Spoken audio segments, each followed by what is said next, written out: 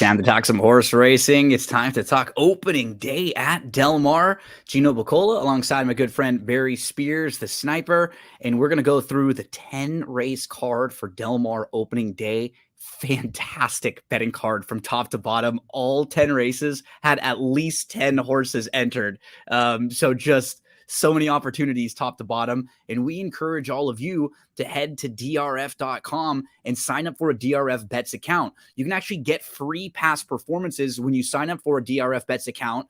Here's what you need to do. Use the promo code WINNING, and then immediately they'll give you a $10 free bet. Then they'll match your first deposit all the way up to $250. So take advantage of it. Put the $250 in, and they'll put $250 in. All of a sudden, you've got $500 plus the 10. So instantly you've turned your $250 into $510. Then they load you up with 10 free Formulator cards. Formulator are the style of past performances that Barry and I are going to look at as we handicap Del Mar. What that means is you can actually watch replays. You can click on charts. It's not just like the classic form that you would see, the print edition that you might see at the local track. What's nice about these when you use them online, as we do, you can click and get right to charts, pedigree information, all the stats that you want, that you could need. So all of that with DRF Bets. And then on top of that, as Del Mar opens, Barry, Del Mar and Saratoga, two of the biggest racing meets, probably right up there with Keeneland in the U.S. year in and year out. And they have an entire Del Mar handicapping store. They have an entire store dedicated to Saratoga. So every single day, past performances, DRF picks, and clocker reports at Del Mar. Then on Saturday, written betting strategies at both Del Mar and Saratoga. You can get all of those at drf.com. So, hey, all of the tools now, Barry, right? No excuses for anyone. Come summer, back in the day, it was harder to watch replays sometimes. Everybody couldn't get stuff. We can get all the information that we want here. No excuses. Like, you guys got to kick back and do the work. Yeah, man, it's such a great tool.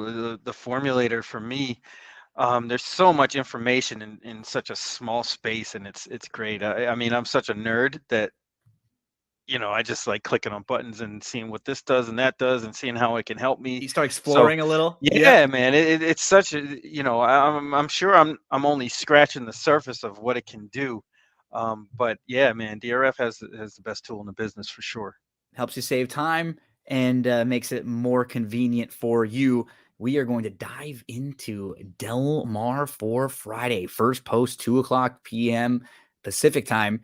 And so 5 Eastern time. And so now these long summer days of racing, right? Where you start, if you're someone who starts and watches the Saratoga races, and then you go all the way to the end of some of the Del Mar racing.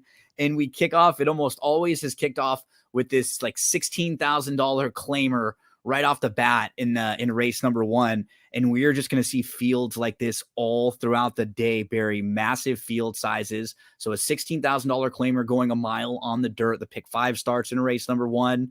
And I thought a couple horses that were intriguing. There's the 9 horse to me in here is a price player that I definitely would want in my pick 5. I think he's sort of primed for this spot.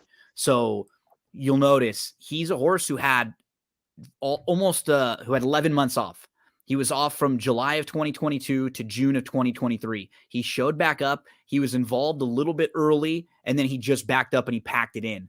But that was in a first level allowance race. That was against so much tougher horses. And now he's going to take a pretty sizable drop down in class here. But this is something we see at Del Mar. It's something we see at Saratoga. Horses taking a little bit more of a drop. And I think Sol del Sur is intriguing because I could see him sitting in a pretty good spot, sitting second or third. He's going to be in the mix for sure. For me, Barry, these are connections, Bob Hess and Kent DeSormo, that have won tons of races, in particular at Del Mar through the years. I think their combination over the last 5 years is like 15%. So always very, very good. It's ran like a horse who needed the race last time out. And I thought that the horses to the inside of him are pretty logical. Like Next Revolt's a little inexpensive is how Barry would just overall, but he's pretty honest. And I think he fits here and should probably be showing speed. The 7 comes in from your neck of the woods, from Gulfstream. It's sort of on the opposite end of the spectrum. I think he's probably the horse to beat. he just needs a little pace help, right? Because he's not fast early, so he just needs a little pace to run at. Give me your take on the opener or some of the horses that are on your radar.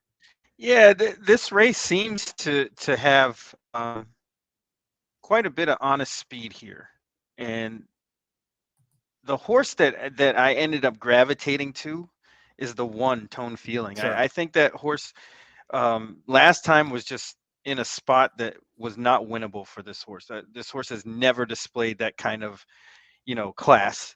He was sharp, and they just took a shot with the new barn, right? Just to kind Right. of Well, I see. think they may have been testing the waters out in California just to see if that kind of horse could win a race like that out in California, and clearly they could not. And And he now just you didn't see get. And if you just put a line right through that, just completely toss the race and don't even look at it, and you were just playing him off his race 2 back, it's coming very, in from very logical. Gulfstream, Yeah. absolutely.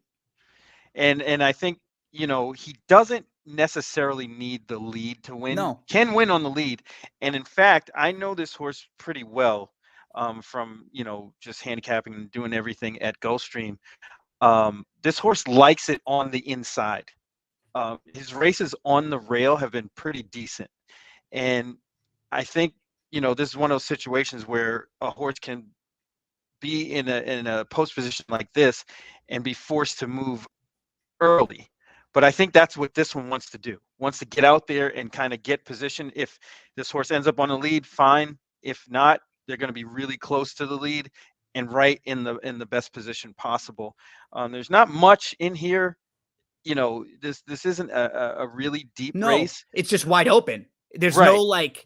there's no monsters. There's nobody that scares you. You can grab onto a lot of horses and make a case for them if they just get the right trip. Exactly. And that's what I'm hoping for. I mean, at Yep. least class wise, Tone Feeling kind of doesn't fit, but the equalizer is the running style and where this horse is gonna exactly just kind of where fall this right horse into gonna be it. placed. Yeah. Tone Feeling will be in the pick 5 for me also. One other to mention as we finish up with the opener, race number 1, would be the 4, who, Yes. again, he's another horse that he fits at this class level, right? With these at like 16, he just needs the trip. He's more of a deeper closer. But look, he won at 16 last year at Del Mar and earned a nice speed figure, and he did it at like 7-1, like kind of right around the price he'll be in this spot. If they go quick early, he could absolutely win this race. That's what's fun about it, is that you can honestly like latch on to a lot of these horses, and if you project the trip, they're probably good enough to win. He's for a different reason. He may not get the trip, but he fits from a class standpoint. So at price, I'm okay with using him, right? If he was half his price, I probably wouldn't want to use him as much because his running style could hinder the chance. But damn, if he's up at 8-10-1, then sure. I'm fine with absolutely. that. Yeah, I had him on my radar too, because he's one of those exotic horses that'll pop into a try or a super at a nice price in a race that could actually kind of fall apart a little bit. Yeah. Well, especially because, like we said, these are some of the lower level horses. It's it's the first race of the meet thing too. You're a little bit of excitement, right? Oh, too. yeah. And a lot of these horses and some of these jockeys and barns haven't run for about a month. That's one thing that's worth mentioning. Southern California has, when they deserve credit, I'll give them credit. I'm out here from Southern California. There have been a lot of times through the years that they did things that they didn't deserve the credit. And I would be the first one to say that. We got to be realistic. What they've done is, knowing that they don't have the best horse population right now, so they've taken gaps in between the meets a little bit more. And what happens is the beginning of the meets in particular are really strong. Because Barry, there's been like a month where it's only been racing at Los Alamitos. So half the horses that are probably higher level than would run there don't even run. And then all the turf horses don't run. So they've all just been waiting for a spot to run, and they're excited. They're ready to go. It's a very solid way to dive into the Del Mar card, because it's a $16,000 claiming race, but there's going to be a lot of 6-8-1 shots that you really feel like have a shot in here. So hopefully you can find one or two of them. For Barry, he likes tone feeling. I have no knock there. I mentioned Big Buzz, who Barry also likes a little bit, and then 3 others to me, led by the 9 Soul Desor with the 7 and the 8 of the short prices. Those would be the horses who I feel confident will run their race. But in a race like this, I'm looking for a little bit more interesting on top, and horses that you're playing to win a little bit bigger prices. So that's how Barry and I start off the Del Mar Friday card and the Del Mar meet on Friday. As we turn the page in these daily racing form formulator past performances to race number 2. We've got a maiden special weight race here. And Barry, when there's something strange in the neighborhood, we got the number 6, Ghost Zapper, the son of Ghost Zapper, named Dr. Venkman for the big Bill Murray character from Ghostbusters. And as I was playfully singing there, he's a player in here too. Oh, like yeah. He is. He's an absolute player in here. Like he's a first-time starter, totally legitimate. The Dam, what's nice is, using the formulator past performances, you can see the Dam won the debut going long on the grass at Saratoga. So she showed some precocity. She's produced 3 siblings. One of them was named Tranch, who was a winner, won at Santa Anita, actually won a small little stakes race there. And then another 4-time winner. So she's produced 3 siblings. 2 of them are winners. And even the one that didn't win has actually hit the board 3 times. Okay. Yeah. Has been fine, like shown some ability. So you've seen some ability there, some ability from the Dam. The works have been solid. The horse was actually asked for a little bit of speed. You can see a lot of these works on XBTV. Asked for speed in work among 3, was 3 deep. I thought was pretty professional in that work. And the barn's super capable. They win at about over the last 5 years between 10 and 15% with first-time starters. Like very solid, just like you would expect. So he's in the mix for me, for sure here, Barry. And I think the one right next door of the shorter prices would probably be the one that I like the most. I think I'm a little cold on Dazzle Me Silver, who drops out. He was in the Santa Anita Derby a couple times back. I didn't really think he had a legitimate excuse last time. And then Bye Bye Ray. He's kind of intriguing because Fincher hasn't had the best of luck at Del Mar the last couple years, but this horse's race at Oaklawn was really, really good. I'll start with Venkman. Uncle Reg will be another of the shorter prices that's in it. This was one where I couldn't get to as many of the deeper prices. How did you see this race? Yeah, this is, obviously it's one of those 2-year-old or 3-year-old races in the middle of the summer that nobody's run really, and it's kind of a crapshoot. Yeah. I mean, honestly, the horses that have run, I didn't really like. Yeah. They look okay. I mean, certainly they can improve. A lot of horses do improve second time out. That's what makes this race really tricky. But I ended up gravitating and going with number 9. Thrust. That's what I figured. Yeah, of the first timers, the 6 and the 9, right, are probably pick 5 players just for what you're saying.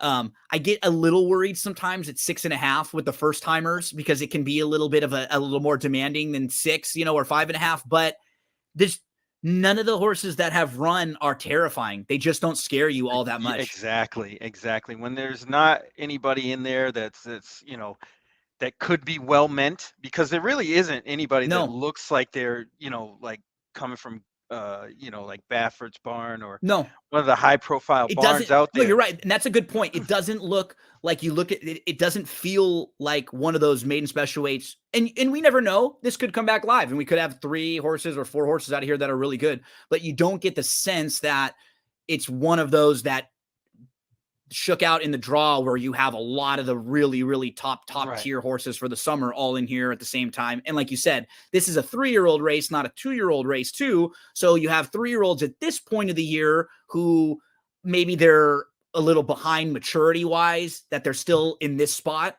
right? That they haven't broke their maiden yet, or they've had some physical issues along the way that they're still here. So maybe they're a little bit behind. So yeah, I mean, I think I had 5, 6, 9 as like probably using all over. The only one of the horses that ran is who I mentioned was the 5, and I just gave him a shot because his 2 races are solid, and then his synthetic race was against Eyewitness in this race that's come back very, very strong. The top 3 finishers all came back to win next out. There were 4 next out winners in there, and Eyewitness has won 3 in a row and is a multiple stakes winner. So I gave him a little bit of forgiveness for that, but absolutely. But I agree with you. The rest, Dazzle Me Silver, okay. Like the race at Los Al was okay, but I kept thinking about it. You would have maybe he was running at Los Al to get a race under his belt, but like if he was a 2-year-old, I might have said, okay, maybe they want to do that so that way they could get him ready for some of the stakes races, or like prime to run once at the beginning of the meet and then once again for like the Del Mar Futurity. But again, we're talking about 3-year-olds here. So I feel like if you really like the horse, you might have waited to Del Mar to run for a much bigger purse.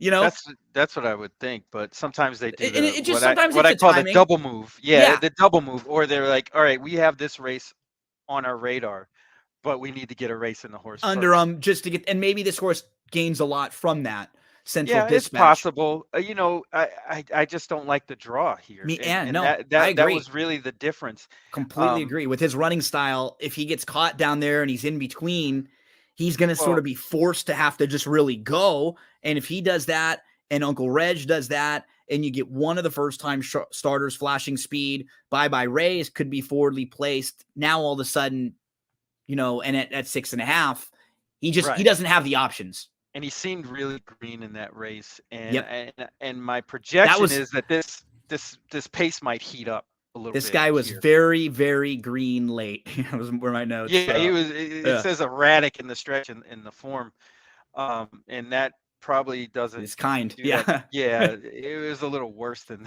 that. But as far as thrust goes, one of the reasons, and you brought it up, and I'm glad you did. You were talking about 6.5 versus 6 furlongs. The reason I like this horse is one of the reasons is this horse has been training. The workouts have been mostly at 5 furlongs, which usually gives a horse a better foundation to go that extra furlong in the or 4 half a or the furlong. 3s. Correct. So I like that, and that workout on July 2nd that he showed, the 58. It's pretty quick. Yeah, you can see the work. One of them, I think the most recent one was on XBTV, July 16th, and it was solid. Yeah, it was solid. Like it was fine. There's no knocks. Is training well. Violence is a pretty good sire. The Dam, this is the first foal, so we don't know what we're getting there. But all indications that this horse has some talent. Yep, and I think it shows some speed, which is a good thing in races like this. I've said it before. When horses really don't know how to run, fastest horse wins and gets to the front and kind of does their thing. And I think we might have that situation here. I prefer the outside than being down inside too with this horse, especially first time out, give you a little bit more time to sort of figure things out if you want to go or maybe sit off horses.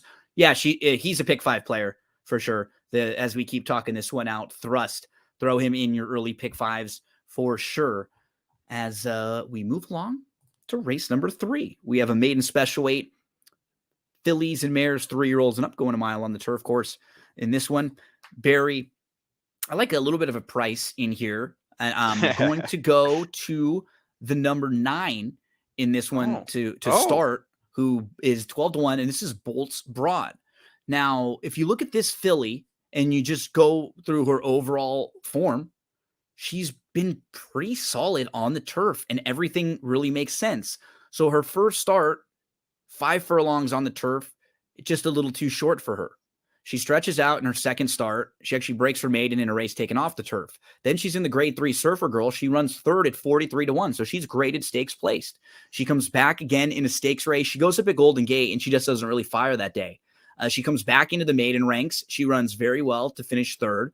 Then she's behind Ancient Peace in a race that was on a good turf course. And Ancient Peace just aired that day and crushed. Ancient Peace won by 4 lengths and just went wire to wire. So, I think we can be a little forgiving there. You start going through her form and her body of work overall.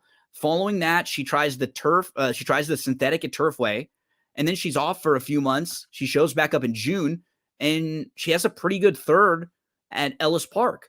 Can she just take one more step forward to get back to where she was last year, where she was, her speed figures were in the low 70s? Because that puts her right in this race, no doubt about it. Oh yeah. So I think the pattern for her is nice, and in a big field like this, the one's for sure going to go and has to show speed from the inside there. You're probably going to get the 4 stretching out from dirt sprint races to flash a little bit of speed there as well. I'd imagine the 7's probably forwardly placed, sitting in a pretty good spot. And then the 11 is going to be quick, stretching out from sprints with Maldonado aboard. The 12 showed some speed 2 back. So, combinations of any of them could make this a very honest pace. I thought she was one that was at least worth starting, and I'm going to be throwing in. And, the 5 is the horse that will come closing for D'Amato. He's fantastic off, this type of a layoff, getting horses ready. And she did chase a horse who just got a much better trip, and she did have to close from about 15 lengths out of it and now stretches out. So she's the one they'll have to hold off. But if I'm looking at closers, give me the closer that's going to be a much better price. Yeah, that's always take the bigger price. That's how I am. Yeah, this is another one. This is a tough race. Yeah, man. I can make more than half the field winning this race. It wouldn't Absolutely surprise me. And I gravitated towards number 7, My Moon. Yeah. I think they just gave that horse a race the last time, and this is the one they're going to try to stretch out. This horse he has some good pedigree, some good turf pedigree. Although, this race was sneaky too. I want to pull it up and as you keep talking, because it's one of those races where you look down at the running line and you see she was 4th. She was beaten 4 lengths, but she loses to a horse named Irresistible Force, who's the 12. So the horse we're watching, My Moon, is the 1, right? So first off, she draws the rail, which is not easy. Hey, Frankie, what a nice Frankie M. What a nice year it's been for Frankie. You go from Santa Anita right on over to Saratoga, huh? And he's doing a great job. He really is. He's had some fantastic calls. I love the way he calls the races. Always. Yeah. So the 1, My Moon, is who Barry likes. And you're sitting in a pretty good spot down on the inside, like 3rd or 4th. But the horse who wins is Irresistible Force, who just gets the jump and is just, a couple lengths in front. And watch how My Moon takes a legitimate shot. As a gambler, I always love when a horse looms up, tries to get by a horse, and then can't, and then they fade and they run 4th, versus the horse who comes on late for a non-threatening 2nd, right? Like, to me, this usually that means they're a little short. Yep. And then the next time out, they'll have that much better foundation, and they usually win. Like, the 1 made like a winning type move, right? Just sort of like loomed up into it, just a little short first time out, and just ran into a horse who crushed and who won easily. And then late, you just end up losing 3rd for 4th. Like, that's one of those races where My Moon was probably 2nd best in that race. Right. But finished 4th. And breaking from the rail, there's a lot of things that were kind of going against this horse first time out. Still ran pretty good. I think this horse can definitely improve. Yep. And put that one in the winner's circle. Now, one horse that really kind of, or 2 of them actually, that kind of caught my eye were the 10 and the 11 at big prices. Really, the 10 caught my eye a lot here, because I think this horse may be kind of dismissed on the board. Wraith was his dam Wraith was a pretty good horse in general. Not spectacular, made 227K. Just like a classy, like. But yeah, it was a hard knocking horse. But the sibling on a Sib tour won a couple times on the grass. Right. It didn't run a whole lot on the grass, but ran well whenever the horse showed up on the grass. One second time out at Gulfstream. And I think there might be some ability here. Just taking a flyer with a horse that can finish, underneath. I don't think that horse can win on Friday, but I think that horse can make an appearance, and hopefully somewhere at the end, and 2nd or 3rd. Same thing with, I don't even know how to say this, and Inculpion, Yeah, in, in Colpian, because Inculpion, the Inculpion. I Yeah, think there you they go. just sort of snuck one by last time, getting the horse in at the 62.5 level off the long Yeah, off a layoff, year right? layoff, over a Like year. maybe no one's going to take a swing here off the long layoff. They put him in at her in at a higher claiming level, and she still ran really well that day. She did. She ran a good race, and now she can take a nice step forward. And you figure she's just going to be aggressively handled in here with Maldonado aboard. Like, Right, and is an older horse too, is a 4-year-old in amongst these 3-year-olds, so that might be a little bit of advantage there too, especially coming off the bench and running. Okay, came back running and just stretching out this time. and if for some reason, it's not like she's a need the lead type, right? In her No, debut, she showed she can come from way off it. So it's not like, oh yeah, if she gets headed or she goes too fast early, it's over for her. Like, she can win or she can run well from off the pace. She's already showed us that. No real absolutely. knocks on her. And that's what's And so fun about this card all the way through. Like the first 3 races we've met. I didn't mention the 6 either, who I don't love the pattern as much, right? I don't like the layoff and then the layoff after. But you look at a horse who ran into just buzzsaws all in a row, like horses that were just really sharp next out winners back to back to back. And then last time out got bumped around, just had a brutal start. well, And look at then was I was gonna say, you're going through all those horses, and you even haven't even mentioned Tea Tree Bay, who looks yep. pretty good on paper. I mean, Yeah. you tossed that last race that was off the turf, in which the horse finished second, but just was like 16 lengths behind. Window And Shopping's a graded stakes winner.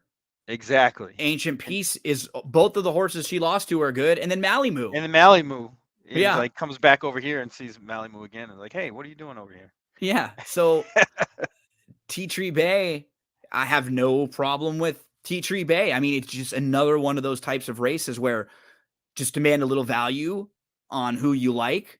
Yeah, this is definitely a spread race in multis. Yep, absolutely. As we move along to race number 4, this one is a dirt 6 furlong race for 20,000 non-winners of 3. So I will start in race number 4. They're going to go 6 furlongs on the dirt. I'm going to start with the 8 10th Street Dawn here. I just think he's in a good spot and he's in really nice form right now. This is kind of an ugly race overall. It just plain and simple. But this is a horse who's in pretty nice form right now. He was a 14-length winner 2 starts back. He won again last time out. Even 3 starts back, you could see he was just starting to put it all together. I think he was trying to figure out where he fit. You can eliminate the turf race, and then you see 4 consecutive races in a row for 10th Street Dawn. So I think he's kind of an obvious player who fits. The other ones for me, Barry, I didn't really have anything all that creative in this race. Were the 2 and the 4. The 4, Flint Stroll. He, from a class standpoint, I think he's a perfect fit in here. We just no idea if he likes the dirt or not. Took a total wild card on the dirt and what kind of trip will he get. But I'll throw him in pick 5s and stuff like that, because if he's 5 or 6 to 1, he might just be better than these horses. And if he takes to the dirt okay and he doesn't get outrun, he might, he might fit really well. And then the other was running Santos. style too for that horse, because I think there might be quite a bit of pace here. And he'll be churning it up, right? He'll be coming from way out of it, churning it up, cutting back, trying the dirt. The other for me was the obvious Santos to Wilson. It's a layoff, but the horse is actually done. Like, if he shows up with anything close to that September race, he's going to be pretty tough. The Barnes won with a couple horses off the bench. I just didn't love this race all that much. Those are probably the horses who I couldn't get to any bigger prices in here or anything. Well, I mean, they're non-winners of 3 lifetime, so right. You're not going to get the best quality in this race. The outside horse caught my eye quite a bit here, the 11 Air. I just think this horse might be able to run on the dirt. Although, the horse has run 4 times already on the dirt with 1 second. But being in this kind of race is a drop down. Yeah, and he seems just better right now too, right? Like he's in his career best form. Right. He's He's fired some good probably races. exactly, and I think being on the outside will help because I think this pace is going to get hot here. I think Bruto has some speed. Santos de Wilson, uh, City of Champions may want to go. Corn Pop definitely is going to try to go. Whether he gets to the front or not is another story.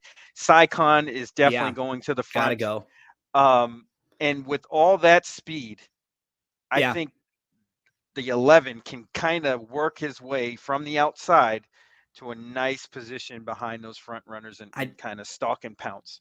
I want to even throw in the 10 some spots because Yeah. you look and you want and you see the 0 for 11 at Del Mar and it's sort of like it makes you not want to play this horse, and then you start to look at his races a little bit more, right? Like this 16 open claiming race down here at Santa Anita fits really well, and then he's come back now off of a long layoff. He kind of shook the rust off last time out and ran second. Can he just step forward again to back where he was? Like, I don't think he's that far out of it. It's that type of a race where it's Mm-hmm. not like this horse could win this type of race.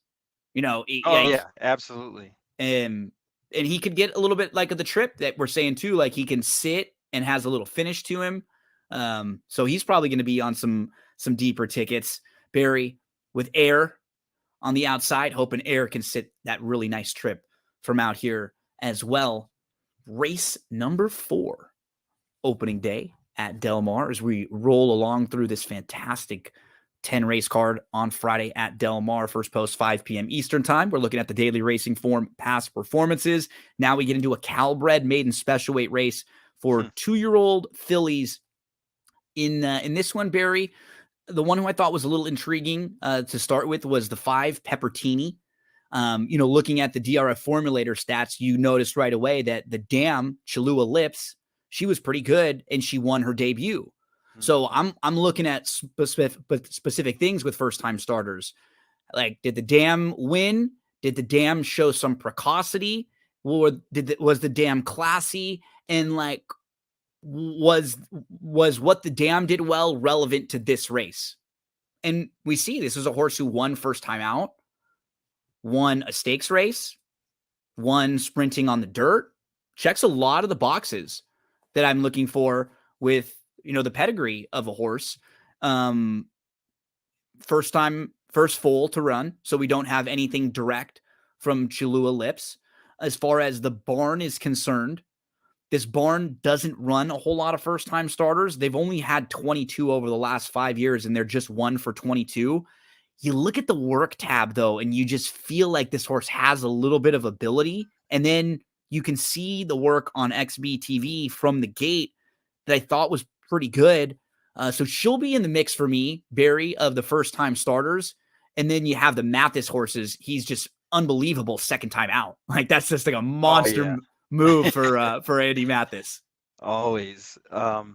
Yeah, I definitely was locked in on Peppertini initially, and then I kind of gravitated to the outside horse, Big Rainbow.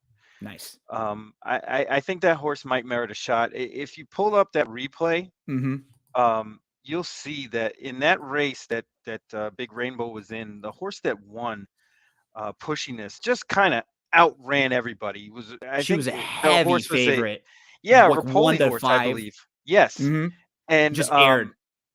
Just flies, and you'll see. What's his Big Rainbow is the 4. The 4 and was down on the inside. So Bump was a little slow and then had to move down through the inside. So just, a very educational type debut, right? Learning a lot to take out of that race, get some dirt in your face. You're at the back of the pack. You got to go inside of horses and then come up and around. Yeah. Right. I don't think this horse had a shot in this race. No. Considering who showed up and when and why. Now this horse Pushiness just flies, and you'll see that Big Rainbow kind of finishes up strongly here. And like you said, you put it perfectly. It was definitely an educational experience for Big Rainbow, and should improve off of that effort. Yep. And probably won't get the backing at the windows either. I agree. I tend to think that this horse is probably going to float up higher than 8-1, which is fine with me. And I think Peppertini is probably going to get bet a little bit more than the morning line. So Yeah, I think Peppertini gets hit too. I agree. yeah, And then so like that's why I'm kind of gravitating to the 10. I'm not really that high on Don't Worry Boss, even though Mathis does excellent work second time out. I just it's hard to take a horse coming from the synthetic down to Del Mar.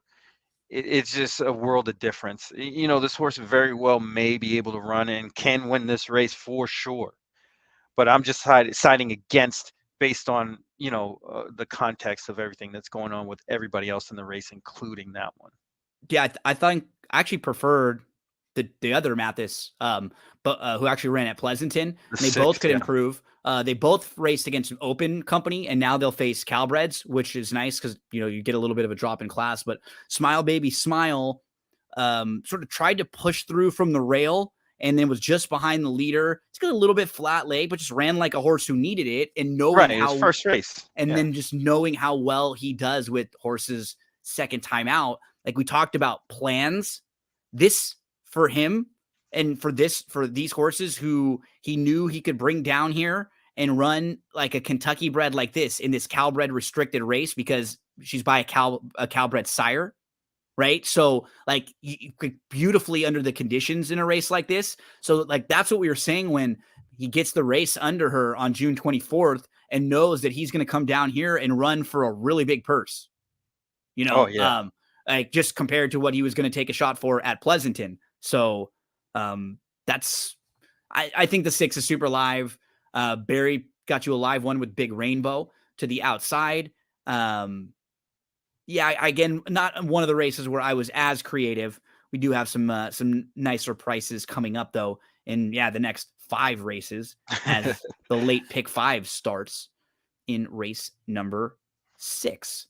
So let's get to the 6th race. 5 furlongs on the turf. It's a first level allowance race, Barry. I'm going to throw a big one downfield here. Okay. And I am going to look for a horse who's cutting back. And I'm looking for a horse who has shown speed going longer.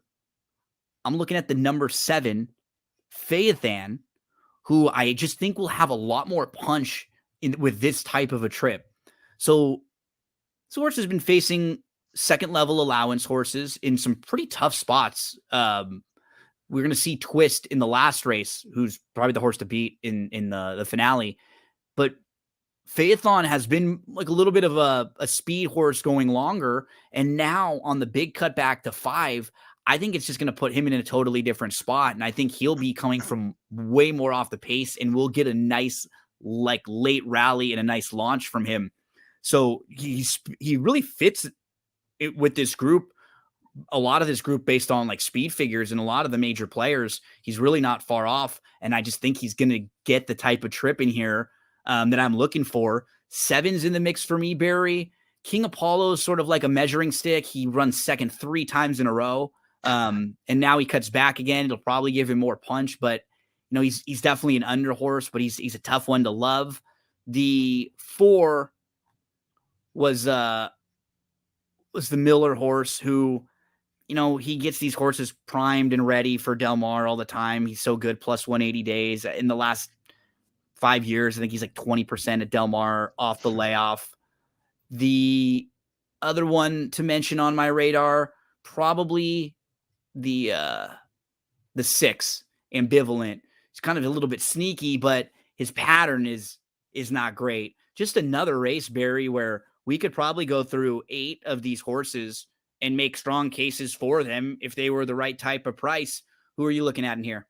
Yeah, I'm surprised you didn't mention either one of the horses I like. The 12, Helatic, has a lot of speed. Yeah, this guy, he can fly. A lot of speed from the outside, and there's not many days that I pick 2 Ryan Hansen horses, but he may take the double. Yeah, look at that, and you'll get very well rewarded. Yeah, I think this horse has the best speed in the race. I know there's other speed in here, but when you're on the far outside, usually, even if you're a speed horse, as long as there's nobody like directly in front of you, you're okay, and you can Hmm. probably stalk and be close to the pace if you don't get to the front. And it just leaves their options open. But if they get away out of the gate, which I'm assuming that they're just gonna fly, they should be right up there. Now, the other horse that kind of is the sort of opposite of that that The I 8. like is the 9, Okay, money, chasing money. Chasing Money. Although this horse won going 6.5 and 6, kind of on the lead, I think this horse is probably better rating Hmm. and came back running off that layoff from October 22nd to June 16th. Didn't run a bad race. You'll see lines like that with horses coming off a layoff in a 5.5 furlong turf race. Yep. And it doesn't look great on paper, but the horse didn't run as bad as the odds were. And I know there was only 7 horses in that field, finished 6th, but was only 3 3/4 lengths behind the winner. So that's something to build on. And I think this horse has the back races and back class to kind of fit with these and come off the pace, because Saul's Call is probably going to go to lead. Liberty Forever is probably want to go to the lead. Yogi Boy probably wants to force the pace. If Fast Enough, Hot Rod Rumble definitely wants to go. That could leave some possibilities of this pace collapsing and Yep. horses coming off the pace. Yep. We'll see. But that I think that's why King Apollo is 4-1 on the morning line, because I Just a think trip. you're right. Trip Yep. in And he'll style. come running. Like he's honest in that sense. He's had a couple races where it's like, oh, he's got the lead and he's sort of found some ways to lose. Either he's gotten the lead too early or he's gotten in some traffic trouble. He may be one of those types of horses. Um, Exactly. if he's able to just sort of stay to the clear to the outside and come mowing him down late, it may not hurt him being a little bit wide in a race like this. He may be better giving up a little bit of ground, just keeping the motor running, and not try to get stopped. But yeah, And he's like the measuring stick for this race. yeah, absolutely. Yep. He's run solid figures. He's going to be right there. Whether he wins or not is another story. I mean, you Yep. look at the last 6 races, he's not worse than 3rd, No. but only has 1 win, and that's why I kind of gravitated away. And tends to get in trouble early. You see the lines, it says shuffled early, stumbled, stepped slow, Bumped at the start, bump tight start. early. Right. That's not good. Mhm. And usually horses that do that tend to do it a lot, and you can Mhm. see that here. American Outlaw is interesting to me also. Not really sure what the stopover at Ruidoso was about, but Take a if you swing on the think grass this, now. right, exactly. If you think this horse could get turf, might be worth a shot, because I think this one has a Just little bit of ability. Just you gotta have to feel it one in order to say. I'm putting the horse on my multis for sure, just because things get wacky. But that horse isn't bad at all.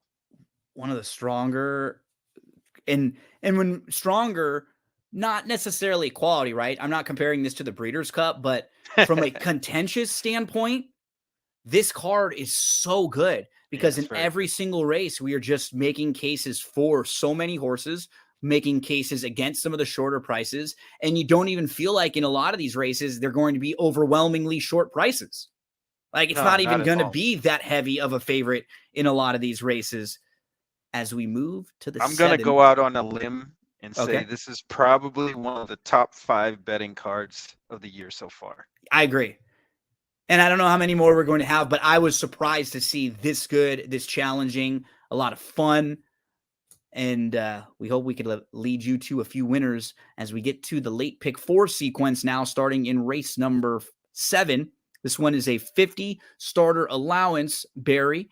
And in this one, they'll be going a mile on the dirt. These are 3-year-olds and up, have started for a claiming price of 50 or less. So I'm going to start with the 3 because I know Doug O'Neill and this barn personally, and he loves to make this move. When they see a horse who had shown ability against better, and they just wait for that horse to drop in. And the first time they drop in, they go and pluck them. And you just have a horse who was not far off against maiden special weights like 5 times, 6 times. Like he had some really solid efforts against better horses quite often. And they dropped him down to a lower level. He finally puts it all together. And I don't really have anyone in this race that scares me. I think he's probably going to get the type of trip in here going a mile where you have the 1, Jimmy the Boat, stretching out. You have the 4, Stand for Malibu, stretching out. He's probably the horse to catch. The 5, Golden Eye, he's really, really fast. He's going to be right there on the front end. Cardiff Crack, probably a little bit more of a sitter there. 34 Coop will also be forwardly placed and deservedly is very, very fast. So I thought the 3 was one, just knowing the barn, knowing the move. You claim this horse the only time he's in for a tag, and then you put him right back in a protected spot. So it's just a solid move from O'Neill. The 8 was the other one that's sort of on like my top tier. He's really obvious, Clooney. The thing I don't love him, Barry. Like I just don't like his race visually. It's kind of like a big horse, and I think he just sort of needs to get going. He's the horse to beat in here, but they're just a lot more intriguing runners. Talk to us about the 7th. Actually, the 8 is the horse I landed on. Yeah, he's the one to beat. I just like from a price standpoint, I landed on the 3, but he's I think it was sort of process of elimination. I sort of like kind of get back to him because I start like eliminating a lot of the speed horses. Like I said, yeah. Well, that was my angle here. Is there's a lot of speed from 11. The 10 should go. Maybe the 6. The 5 is definitely wants to be up front. The 4, and maybe even the 1. That's enough. That's enough to get a solid pace here. And I think Clooney was just gonna sit and take advantage of that. This will help. Like he should look better visually in this kind of a race than he did at Santa Anita in that type of a race, right? Yes. And that may be what my not knock, but just why I wasn't quite as excited, because he will struggle in a smaller field or in situations where there's not as much speed because he's just not a speed horse, right? He just doesn't have early speed. But in this race, if they go quick, I could see him making just like a big sweeping move. Like not only that, they put the apprentice on there, getting a little bit of a break in the weight. I mean, to me, that's literally, this is like the only time I would think, or I do think that that weight matters. Is a a mile race. I mean, everything is perfect for that horse to win. It's like set up it's his spot for the 8 to win. To run that's why it's like I couldn't get past anybody else because it just looks like this race is tailor-made for the 8. The only other horse that caught my eye was the 2, Big Hat Willie, for the same reasons. Probably is going to get a similar trip, maybe a little bit closer because of the stretch out, which will be better for this horse to get the jump on a horse like Clooney. But yeah, I mean, this is a really competitive field. But man, they should be flying, and if so, it's for me. My top tier were 3-8, so I'll probably have 2 Rivers over along with Clooney in a lot of the multi exotics in this one, as they could be flying early on in race number 7 as we move to the Oceanside mile on the turf for 3-year-olds. We have again another just outstanding group lining up here. From the inside, Classical Cat has won 3 of his 4 races. He hasn't run since December, though. You have Zalamo, who comes in off of back-to-back graded stakes races and comes into the Leonard Powell barn for the first time U.S. You've got Odd G's, who's been very well traveled for O'Neill. Mr. Fisk tries the turf for the first time. His dam was an 8-time winner on the turf. And look who he's faced in his dirt races. Go Rocket Ride, Practical Move. What's crazy, in the San Felipe, you know who was actually even 5th in that race? Your guy, Fort Bragg. Fort who has come Bragg. back and won the Dwyer and was second in the Pat Day Mile. I mean, he just from a class standpoint, he's faced some really, really nice horses. Agency was an impressive winner in his first turf start. You've got, Kid Azteca, who comes off of a recent victory last time out. Conclude is really fast. He's going to see how far he can take him. Escape Artist is probably the horse to beat, just based on his overall body of work. A New Face with Panic Alarm. Just, again, go through every one of these horses. Game Time is very fast to the outside. He's at least going to be pushing the pace in here. Barry, 14 horses lining up for the Oceanside. Tell us who some of the horses were that were on your radar in this one. Now, just want to run something by you real quick.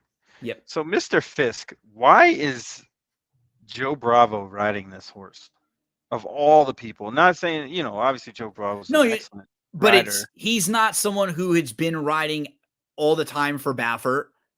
Right? You see, he's only 4 times in the last year. He's like 5th call for Baffert. It's strange because I think, honestly, this is right where I wanted to go, right? To Mr. Fisk. I just feel like from a class standpoint and the way the race shapes up, he should get the trip. He's also going to go second off the short break, and he's also supposed to be good on the grass. Like his dam was an 8-time winner on the turf, and he's the first foal, so he's supposed to be good on the grass. Like if he is plus 5-1, I think he's a major player in here. There's some weird things to it, but he's training well. Maybe you just think that he's not like the top tier Baffert runners. So, that's why he tries the turf. But I agree with you. Bravo on him is a little interesting. It's weird. It's weird to me. It is.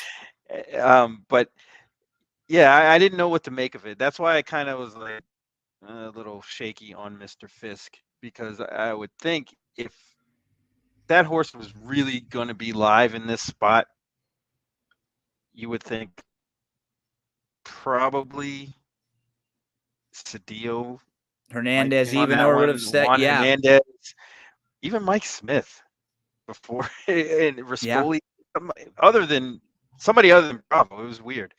But I gravitated and I looked at Agency, the 7, really, really good here. I like the fact that this horse came off the bench running, doing something totally different than he was doing before. Now going to stretch out. I think this is a good spot to do it in, even though this is a tough race in general, but you're going to get every bit of 15-1, if not a little bit higher than that. He ran in the Best Pal, didn't run all that bad against having a meltdown. Then came back against Cave Rock last year in the Del Mar Futurity and didn't really do much, and then came back running and on the turf, which is perfect. I think this horse is bred for the turf, bred to go long. This race could go a lot of different ways, and I think this might get a wacky result. I mean, the 8 is the other horse that I took a long look at also. I think that one merits a really good shot for Peter Miller, stretching out again on the turf. This horse has got a new top, ran an 84 the last time, and now stretches out, which is always a pretty good move. And so, not to interrupt too, there's got to be, since you mentioned the Bravo thing, so Hernandez isn't on any mounts. Is he hurt? That's what I don't, because it's been a month or so, right? He hasn't been. So is that Saratoga? That's what's strange. I'm going to try to look into it. I'm sure it's probably common knowledge if he was injured or whatever, must be, but like it's been a while, right? So we're saying we haven't had like the main circuit running in Southern California for a month now. So but that's worth bringing up to maybe it shouldn't be something that bothers us as much if 1 or 2 of the people he would go to aren't there, right? And maybe in a turf race, going to Joe Bravo would be a little different than if he were doing it in a dirt sprint or something. Because I like the horse a little bit in that spot.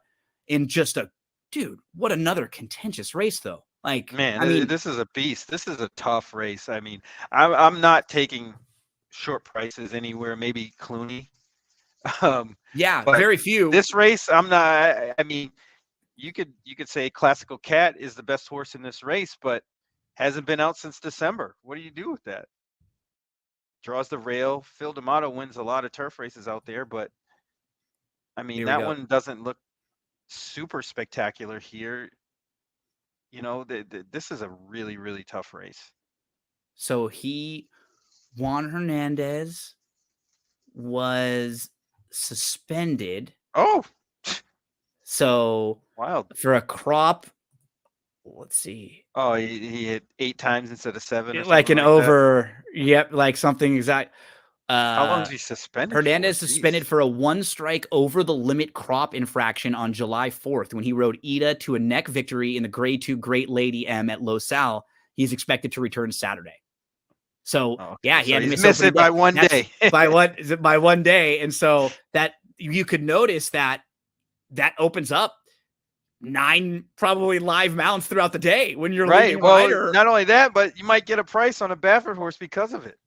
That's a great point too. So now a couple of reasons that, and if people don't know why, like, I'm glad that it's funny too. Like, as you and I were talking, an article just popped up Bloop. on DRF from Brad Free talking They were about the listening to us. Oceanside, the Oh game. man, I gotta turn off my phone. Everybody's It's so listening. funny. Yeah, game time battle, several stakes winners in opening day, and then I saw that little tidbit because I just typed in Juan Hernandez to see if we could find anything there. That's what's another cool thing about DRF. Just if you ever, like we were just doing, if you ever want to find something out, you can type in a horse's name or a jockey or a trainer's name in the search engine on the bottom and just see where the name pops up in recent articles, and maybe you'll be able to find something out real quick when you're doing your research or you're doing your handicapping. Because man, I mean, like the 3 wouldn't shock me. Total wild card, first time in the country. Like maybe this horse just was facing better. And Powell's really good with these types of horses. And this is like this was the show was the show on HBO Luck. This is the the luck Turo horse. Escalante horse, right? You got one published work going 3 furlongs on the turf for like an import horse like this. You know what I mean? And that Powell has some connections like overseas to where he knows some of these horses. Like this to me feels like one of these horses. I wouldn't be shocked if he's very live in this spot.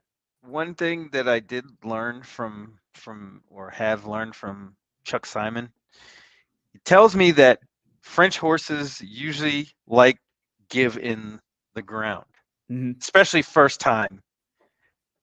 Usually I take that advice and I shy away from first time French horses in America. Sure. But this one seems to be well meant. Yeah. Though. You want to see. But I agree with you. And again, if the price is right, like that's where it all comes together. If the price is in the 10 to 1 range, then you figure, okay, yeah, this sort that I could be talked into throwing this one in. That type of a price. Me personally, with that horse, I figured this horse has no speed at all. Yeah. And that's going to really kind of be the hindrance, especially first time he could in America, because the way we race is so much different. In this series, he could be nice in the second and third legs of the series, right? Exactly. As the Oceanside goes and then finishes up with the Del Mar Derby, that might be where you look to play him second or third time if he comes running late here. There's a little something there with him. Again, I mean, like I mentioned, the 6. Barry's talking about the 7 agency. There's nothing wrong with the 1 Classical Cat. He's super talented. He just may need a race for his best, but certainly has ability. The 3 is the wild card, new face. A couple of these 20, 30 to 1 shots have actually faced tough company too. Barry talked about Kid Azteca. Conclude is the type of horse where if he gets out front and nobody wants to go with him, maybe he just keeps going. Right. He just goes, he just flies. Yeah. So just great race here to handicap, to gamble as we move to the late daily double on opening day at Del Mar. Thanks so much for hanging out with us as we take the journey through this 10 race card using the daily racing form formulator past performances. So we move to race number 9, Barry. And in this 9th race, horse I like in here is a horse who I played last time. So I knew him in that spot. And I think the way this race shapes up is just going to be perfect for him again. I'm going to the 5 Seraticus, who's 5-1. Okay. I like Sheriff's horses when they progress like this too. His debut, he bucked. Like he was just all over the place. And then in his second start, so much more professional. He sat a nice trip just off the pace. He sat a little bit more than it looks in the running line too. I don't think there's any way that he's going to end up on the lead with like the 4 Mr. Iceman, with the 3 Hard to Figure, with the 2 Kingdom Heart, with the 1 Delmar Jerry. All those horses are way faster. They're all going to be going to the lead. And I think he can sit a really nice trip, get the jump on some of the deeper horses. So for me, Sir Atticus, major player in here. He's the one that I'll start with. Talk to us about this race number 9, some of the horses on your radar. Yeah, definitely Sir Atticus is on my radar for sure, for the same reasons that that you mentioned. But it's funny because we took some time to figure out the Baffert Bravo thing. I actually like that one in this race. The 3 Hard to Figure. That's my set. I got 5, 3, 7, 12 is how I put them in order. Just kind of how I'm going to play the race. I love this cutback. Right. I love the cutback also. And the fact that this horse has been training well. Usually, the indicator for a Baffert horse to run well is they're training fast. This one is doing that. How cool that a day could Bravo end up with, right? Because Baffert only has 3 horses running on opening day, but he could win a couple of them with these very live horses that he may not have been aboard if Hernandez was there. So sometimes you got to be good. Sometimes you got to be lucky, right? And he just has a great opportunity, not by his fault or anything. Juan just had to serve the suspension, but I think this horse is extremely live. He's in all pick 4s and pick 5s for me. He's coming out of good races. Look who he lost to last time out. Go Rocket Ride. And Mr. Fisk. Mr. Fisk, who we talked about in the earlier race, Go Rocket Ride, who's running in the Haskell. I think I'm going to pick him in the Haskell. Honestly, I think I like him that's an awesome betting race too. That's a great race. It's going to be a really cool race, but first time Lasix Barry, we get the cutback, and he can pass horses, especially in this type of a race. I'd love to see him sit in 3rd or 4th, just behind maybe the inside horses, let them go, and he can kind of work out. Right, yeah. He knows he's faster than those horses, and he doesn't really have to expend too much energy to be close to them. Yeah. So that's he can place them where he wants. But I kind of thought that this morning line wasn't on par because you have to think that Hard to Figure is going to get more action than the 1. And they have them flip-flopped in the morning line here. Yeah. And even Sir Atticus would probably take more money than the 1. I agree. Yeah, I agree. I don't like the 1. I'm cold on the horse. And even the 7. So that probably pushes the 1 probably to 3rd or 4th choice. Yeah. What do you think about Reichwist? Tough read. Yeah. Because he ran so bad the first time, comes back running, but then you don't see the horse for 2 months. They give him plenty of time, a lot of time to recover from that race too, just to make sure. I mean, it was, like you said, it was good. I don't mixed feelings, right? He's probably going to be shorter than what I would want to take on him. I'm not dead against him, or I'm not absolutely in love with him. I had him 3rd in this race behind 5 and 3 as my top 2, but I played him that day. And we talked about Uncle Reg a little earlier, and he just sort of, in that race he was in, it scares me when I like a long shot in a particular race and they run well in that race because of the circumstances of that race, right? Right. He ran well in that race because there wasn't very much early speed in there. So he sat a perfect trip. He was right off the lead. He just sort of moved. There were 2 horses that went to the lead. Eased out. He was on the outside. He put the other horse away, and then nobody else closed. And so that's what scares me a little bit about playing horses that when you know and you play the races enough to remember how that race was. I remember going into that race, there wasn't very much speed. And so thinking, yeah, you know what, this horse, if they get aggressive with him, he's drawn down towards the inside. His works looked like they had been showing more speed kind of leading into that race. So you got the feeling that they might have. And sure enough, that's what ended up happening. So I'm just for that reason, I'm a tad cold on him. What do we do with the other Baffert way to the outside? Another like one here. I don't know. Me neither. I don't know what you do with that horse. I mean, you got to think this horse can run. Yeah, he's not horrible. Bullets. You see the bullets. And it's not even like his races are bad. He finished third in the last 2 races. He's shown some speed. He can come from off of it a little bit. And he might be like a legitimate playable price in this race. Yeah. I mean, as far as long shots go, I kind of like the 10 a little bit. Well, wouldn't you much prefer the 12 than the 1 in this race at absolutely. Double the price? That's why I say the morning line is just it's not going to play out that way. Yeah. Like if we're just betting, if we were able to lock these horses in, like from a stable duel standpoint, I would way take this horse take the 12 versus the 1. As we finish up with race number 10. So it's the closeout race for opening day, a second level allowance race, 1.125 miles on the turf for 3-year-olds and up. Barry, we talk about this race. Twist is 3-1 from the inside. Others in here who will be major players. The 11, yes, this time 4-1 drops out of the Gold Cup on the dirt last out, but the turf races 2 and 3 starts back were very good second place finishes.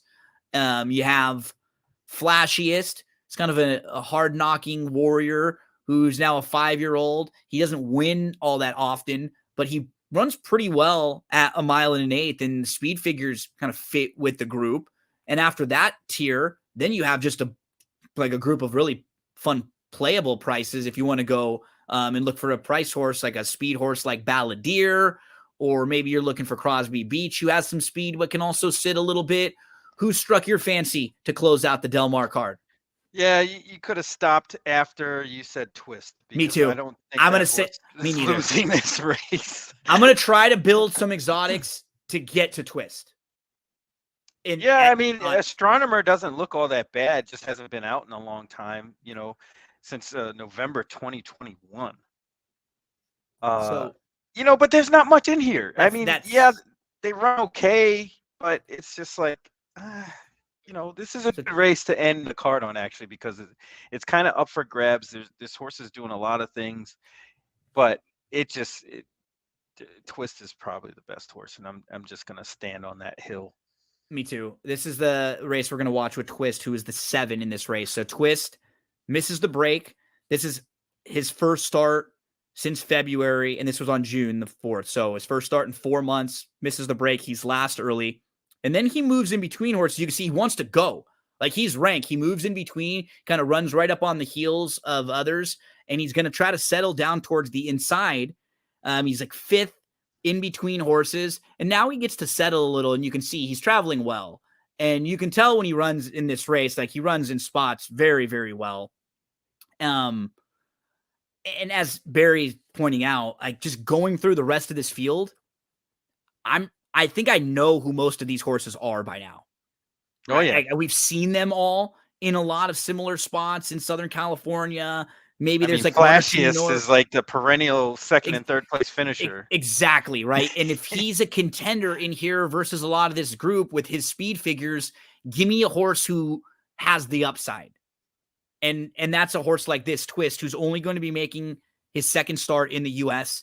They're just now going to be a little bit better. So here he comes. He's the 7. He's going to make a big 4-wide move.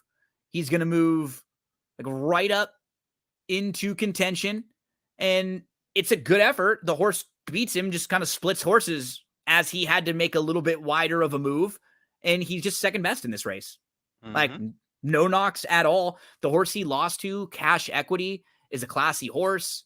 I will play like 1 pick 4 or pick 5 single to the 1. And then but remember, when you do that and when you take that approach, you got to, in some of the other races, chuck a couple of the chalks out. Because That's if right. you are going to make sure that in one of the races you only have a favorite, you don't even want to put yourself in a situation where you have like favorite. It's just not even, it doesn't even make sense to do it. Find other ways to play those races. But I could put together a fun ticket, Barry, like ended with twist and like 4x4x4 with prices leading into twist, right? In the races before or in the pick 5, like, and it's a that hero bet. That's what I call the hero bet. Because yeah, you got that one solid favorite, and then in order to make any money with the favorite, you gotta sprinkle in prices. There's no way unless you're gonna play like a $50 straight pick 4 or something like that, and which people tend not to do. But if you're solid on the favorites and all these legs, then have at it. But somebody like me, I'm fishing for prices constantly. So, using a horse like Twist to end a pick 4, pick 5, pick 6 sequence, we got to get some prices prior to. And then what's nice too, if you are the type of player like Barry, myself, who takes a lot of swings with prices, if you do that, maybe you only need to be right about 1 or 2 of them along the way, right? To get your pick 4 or pick 5 paying really well. If you get one of those 10-to-1 shots in the sequence, well, that's probably all you need for it to pay pretty well, especially in a big day like this with big fields where there's going to be a lot of money in the pools and not too many overwhelming short price favorites. So we do land on the horse to end the day as one that maybe you can shorten up in and try to build some exotic wagers up into. But Barry, what's nice about Del Mar Friday, it's a big day for Stable Duel. Stable Duel will have contests, I think, every day that Del Mar is running. So you can always get involved in Stable Duel games. And we aren't going to be having our Friday morning show without Matt, our buddy, who's taken off to New York. But you and I will be doing a lot of individual streams where we'll do segments and stuff at the end where we'll give out some of our Stable Duel plays and best bets. So as we've already gone through the full card now, give me like 2 or 3 horses on the card throughout that you want to mention that are some of your favorite horses to play and you might throw in a Stable Duel lineup. Okay. We'll start with race 2. Yep. Number 9, Thrust. I like that horse quite a bit. First time starter in a race that's just there's nothing exciting. And we're looking for first time starters that, have some ability. And this one's a great price, drawn well to the outside, like 3,000 in your Stable Duel lineup at 8-to-1. Yeah, that's what we like to see. The second one I'll give out is in the 3rd race, and that's right number 7, My Moon. Yep, and that's the replay that we watched of My Moon, who was probably second best in the race, but ends up finishing 4th. So it doesn't look as good on paper, but a race that she should gain a lot out of. She's 15-to-1 on the morning line. So in a Stable Duel situation, she'll only cost you $500 off your $50,000 salary cap. So if you use her, you'll still have 49,000, you'll still have 49,000 and change to use for your other 9 horses. You will be set up very, very well for building your lineups. Barry, do you have one more for us? Absolutely. Race 5, number 10, Big Rainbow. Race 5. We watched Big Rainbow's replay also. Big Rainbow was in a race where there was a heavy favorite that just airs and crushes, and Big Rainbow has a tough start, was down on the inside, was kind of in behind horses, and really got going. I think the word we used was educational for that race for Big Rainbow, hoping that she can take a lot and gain a lot out of that race. So a few big prices from Barry, a couple others to mention as we just take one more peek through the card. In the 6th race, the horse who I liked was a big price at 20-to-1. I hope the 7 will be coming from off the pace a little bit on the turn back. This is a horse who has shown speed going a little longer, and now cutting back to 5, I think will be coming from off the pace a bit more in here. We've seen this horse succeed going shorter distances, and I think Phaethon, very intriguing for me, going the 5 furlongs. I'll give you Mr. Fisk, who we talked about trying the turf for the first time. We now figured out why Joe Bravo and not Juan Hernandez are riding some of the Bob Baffert runners.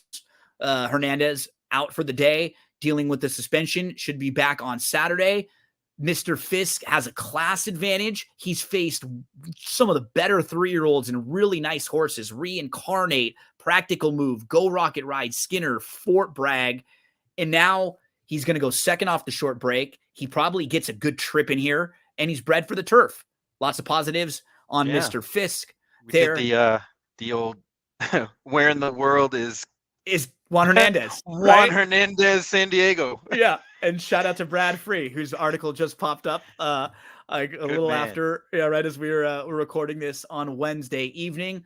My man, Barry, thank you so much. This was a fun journey through the opening day card at Del Mar. We encourage everyone, if you are watching this and you want to get involved and you want to use these Formulator past performances, go to drf.com, sign up for a DRF Bets account, use that promo code WINNING. You've also got the Del Mar handicapping store, everything you need there to succeed, to help you out for Del Mar. Every day that there's racing at Del Mar, I'll probably have some sort of a video. Most days I won't be going through the full card. You'll probably be a few best bets here and there, horses we like, maybe a pick 4 or a pick 5. But Barry's going to be joining me again a lot, probably once a week or so, with different races and different tracks. And Barry is actually going to help me out on Sunday because it's a big day at Woodbine. Woodbine has 4 stakes races, the Woodbine Oaks and the Plate Trial, as a qualifier for horses that want to run in the King's Plate. So we are going to have a Sunday morning live stream at around 11 o'clock a.m. Eastern time to go over at least the stakes races on the Woodbine card, and we'll dive into that. So, Barry, my friend, you're like Batman. I put the bat signal out. You come a running. Doesn't matter when I need the help, where I need the help. You are always there to help. I could tell you dived in and you had a lot of fun handicapping this card too. You had some very, very good information, and you sounded very confident about a lot of your plays. So I hope we both have a very good Friday. What's coming up for you? Just dropped a recent edition of Big Monday Going in Circles, right? Tell everybody else what's going on. The new episode is out now, Going in Circles, Big Monday show. You catch it anywhere you get your podcast from.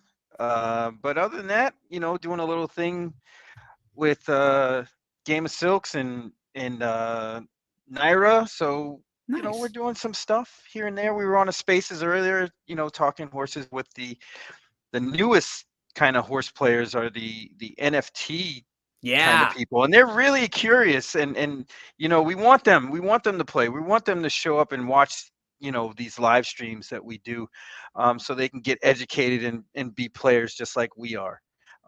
That's kind of the thing. A lot of the thing on Twitter lately was, how are we going to grow the game? Well, that's one way we can do it. Get those new people in here, get them educated on how to play the game, and let them take off from there.